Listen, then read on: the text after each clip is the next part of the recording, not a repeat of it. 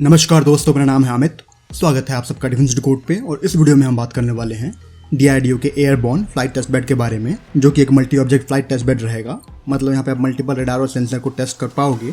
तो इसको हम ऑलरेडी एक डिटेल वीडियो में कवर कर चुके हैं, जहाँ पे इस बारे में बात हुई थी कि इस पे जो काम है वो जल्दी शुरू किया जाएगा। लेकिन अभी हाल ही में इसको लेकर कुछ जो पिक्चर्स हैं वो सामने आई हैं। पिक्चर्स में आपको ऐसा देखने को मिला है कि DRDO ने जो प्लेटफॉर्म है वो ऑलरेडी एक्वायर कर लिया है और जो टेस्टिंग प्लेटफॉर्म की कॉम्पैटिबिलिटी को लेके वो शुरू कर दी है। तो जल्दी से इस टेस्ट बेड को हम रिव्यू करने वाले हैं।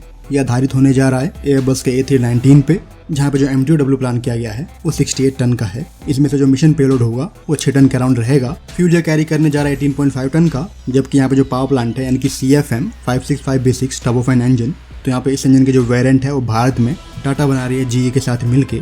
तो यहाँ पे सवाल आता है कि इतने बड़े प्लेटफॉर्म को आपको आवश्यकता क्यों पड़ी है, क्योंकि DRDO के पास ऑलरेडी बहुत सारे प्लेटफॉर्म हैं जिससे वो टेस्टिंग कर सकते हैं। तो प्राइमरली यहाँ पे आप मल्टी ऑब्जेक्ट को टेस्ट करने जा रहे हो, एक बार में कई सारे ऑब्जेक्ट, और उनको टेस्टिंग के लिए मॉनिटर करने के लिए मल्टीपल आपको चाहिए होंगे स्टेशंस, और उन स्टेशंस पे जो क्रू मेंबर होंगे उनकी रिक्वायरमेंट होगी। तो क्रू के कंफर्ट को देखते हुए, वर्क स्टेशन को देखते हुए और मल्टीटास्क को देखते हुए ये जो प्लेटफॉर्म है इसका चुनाव किया गया है। तो हम सभी जानते हैं कि DRDO और इंडिया बहुत सारे एडवांस सिस्टम पे काम कर रही है। उनमें से काफ़ी सेंसर आपके AMCA के लिए भी हैं। तो इन सेंसर को टेस्ट करने के लिए एक ही बार में कई सेंसर को इस तरह के प्लेटफॉर्म का आपको रिक्वायरमेंट होगी। तो यहाँ पे 6 ऑपरेटर कंसोल होने जा रहे हैं, जो कि सीट के साथ दिए जाएंगे। क्रू को रेस्ट करने के लिए जो रूम है, स्पेस है, वो दिया जाएगा। उनके कॉन्फ्रेंस के लिए जो जगह है वो भी यहाँ पे दी जाएगी। 3 यहाँ पे टेस्ट इक्विपमेंट रैक्स होंगे इस एयरक्राफ्ट में, 2 इंस्ट्रूमेंटल रैक्स होंगे। डिस्कशन एरिया दिया जाएगा जिसमें 8 सीटें होंगी, और वहीं पे 2 के नंबर में जो टेबल है, डिस्कशन टेबल, वो दिया जाएगा। तो इन सब को लेकर जो मॉडिफिकेशन है वो चल रहे होंगे। अगर यहाँ पे बात कर लेते हो किस तरह के सिस्टम को आप टेस्ट कर सकते हो, तो पहला आपका हो जाएगा फायर कंट्रोल रेडार, जिसको आप एयरक्राफ्ट के नोज पे माउंट करके टेस्ट करोगे। आते हैं इसके बेली पे, फॉरवर्ड नोज लैंडिंग गियर पे, तो वहाँ पे आप ईओपॉड, IR सिस्टम और जो भी आपके SAR रेडार है, सिंथेटिक एपर्चर रेडार, उनको यहाँ पे टेस्ट करोगे, जो कि चिन पे मॉडिफिकेशन के बाद इक्विप किए जाएंगे। इसके वेंट्रल के पास जो रियर डोर है वहाँ पे भी आप SAR को लगा के टेस्ट कर पाओगे, पावरफुल SAR को। जबकि चिन के राइट और लेफ्ट में जो साइड लुकिंग एयरबोर्न रेडार है वो लगा के टेस्ट किए जाएंगे। वहीं पे जो आपके ESM है उसको भी यहाँ पे लगाया जा सकेगा। बात करें तो विंग पे, तो विंग पे जो पॉड हैं वो दिए गए हैं दोनों ही विंग पे। आप ESM पॉड कैरी कर सकते हो या फिर वो पॉड आप कैरी कर सकते हो जो कि फ्लाइट डेटा को कलेक्ट करेंगे। तो इस तरह के यहाँ पे मॉडिफिकेशन किए जाएंगे इस प्लेटफॉर्म पे, जो कि डेडिकेटेड DRDO के लिए प्लेटफॉर्म है फिर इस तरह के सेंसर को टेस्ट करने के लिए। तो प्रॉब्ली इसको लेकर जो मॉडिफिकेशन है वो स्टार्ट कर दिए गए हैं। प्रॉब्ली यहीं पे आपको जो नेत्र मार्क 2 का टेस्ट है वो भी कंडक्ट किया जाएगा। और जिस पेस पे इसको लेकर काम चल रहा है, तो इस साल के अंत तक या फिर अगले साल के शुरू में ये प्लेटफॉर्म आपको तैयार मिलेगा। यहाँ पे इस प्लेटफॉर्म को लेके ये भी अनुमान है कि हो सकता है आपके नेत्र मार्क 2 के लिए ही डेडिकेट किया गया हो, जिस पे DRDO जो इंटीग्रेशन है मार्क 2 एयरबोर्न रेडार का वो करेगी, और जो टेस्टिंग है वो कंप्लीट करने के बाद जो IAF के ऑर्डर है 6 के नंबर में वो डिलीवर किए जाएंगे। तो ऐसा भी हो सकता है। ऐसा पीछे हो चुका है नेत्र मार्क 1 के साथ। 3 आपके जो वैक्स हैं वो बनाए जाने थे, जिसमें से जो पहला वैक्स था वो DRDO ने खुद रख लिया था अपने पास टेस्ट बेड के रूप में। उसको हाल ही में डिलीवर किया गया है टेस्टिंग कंप्लीट होने के बाद। तो ऐसा कुछ यहाँ पे भी हो सकता है कि ये पहला नेत्र मार्क 2 हो, जिस पे जो मॉडिफिकेशन है DRDO वो करे, और बाकी के 5 बनाने के बाद, डिलीवर करने के बाद ये अंत में डिलीवर करते IAF को। तो ये भी हो सकता है। अगर ऐसा होता है तो जो आपके मल्टी ऑब्जेक्ट टेस्ट बेड है उनके लिए ऐसा ही एक और प्लेटफॉर्म प्रोक्योर किया जाएगा, जो कि DRDO के लिए ही रहेगा। इसी में एक सवाल था कि क्या DRDO इस प्लेटफॉर्म को एक इंजन टेस्ट बेड के रूप में कन्वर्ट कर सकती है। तो यहाँ पे किसी भी इंजन को फ्लाइट टेस्ट करने के लिए जो प्लेटफॉर्म आप चुनते हो वो आमतौर पे 4 इंजन वाला होता है, जो कि आइडियल माना जाता है। आपके 4 इंजन में से अगर कोई जो एक इंजन है जो कि टेस्ट किया जाने वाला है वो अगर अंडर परफॉर्म भी करता है, तो जो बाकी के 3 इंजन होंगे वो फ्लाइट के लिए रिक्वायर्ड थ्रस्ट को मेंटेन कर लेंगे। तो इसीलिए जो आपके 4 इंजन वाले एयरक्राफ्ट होते हैं वो आइडियल माने जाते हैं टेस्ट बेड के लिए। लेकिन यहाँ पे DRDO ने जो प्रोक्योर किया है A319, ये 2 इंजन एयरक्राफ्ट है।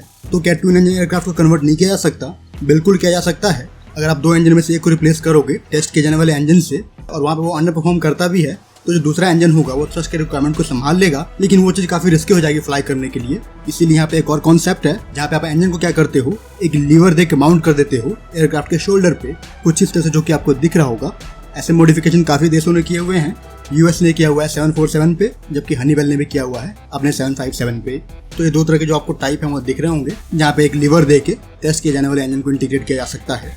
और यहाँ पे भी जो काम है वो उतना आसान नहीं है।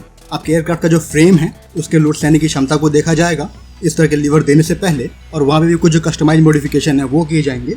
ये कैलकुलेट किया जाएगा कि अगर कोई आप इंजन इंटीग्रेट करते हो लीवर पे देके, तो जब का CG है एयरक्राफ्ट का वो डिस्टर्ब ना हो, सेंटर ऑफ ग्रेविटी को कैसे बैलेंस करना है वो चीज़ देखी जाएगी, और जो एयरक्राफ्ट की ओवरऑल फ्लाइंग परफॉर्मेंस है एरोडायनेमिकली वो डिस्टर्ब ना हो। तो ये सारे फैक्टर्स इक्वेशन में रख के इस तरह के मॉडिफिकेशन किए जाते हैं। अब यहाँ पे DRDO ने ऐसे कोई जो प्लान है वो सामने नहीं रखे हैं, लेकिन एक पॉसिबिलिटी की बात करते हो तो ये चीज़ें पॉसिबल हैं कि एक ऐसे एयरक्राफ्ट को आप इस्तेमाल कर सको टेस्ट बेड के रूप में। इसी में हम बात करते हैं MR-SAM के बारे में। MR-SAM के जो वेरिएंट है, नेवल वेरिएंट ऑलरेडी ऑपरेशनल है इंडियन नेवी के साथ, हम सभी जानते हैं। लेकिन इसके आर्मी और IAF का जो वेरिएंट है उसके यूनिट जो कि भारत में बनाए गए हों, वो पहली यूनिट डिलीवर की गई अभी IAF को अभी हाल ही में, जहाँ पर इस तरह के 1000 से भी ऊपर जो यूनिट हैं वो डिलीवर की जानी है इंडियन आर्मी को और IAF को। IAF ऑलरेडी प्लान कर रही है 10 से भी ऊपर स्क्वाड्रन को प्रोक्योर करने के लिए MR-SAM के।